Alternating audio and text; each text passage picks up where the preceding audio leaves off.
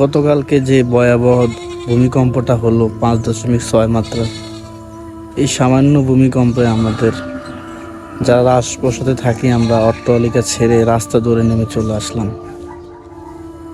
বাপের ধরে চলে গেল সন্তানকে রেখে, সন্তান হাওমা করে কাঁদতেছে।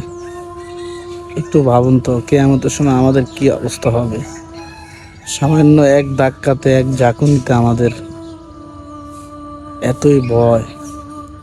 অথচ আমাদের বাংলাদেশের সমাজে অনেকে নাস্তিক আছে যারা আল্লাহকে বিশ্বাস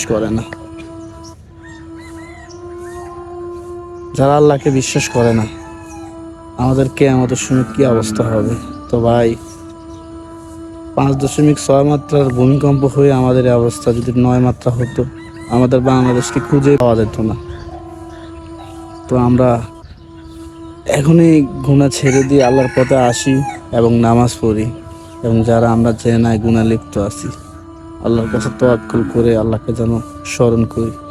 সবাই ভালো থাকবেন। আসসালামু আলাইকুম।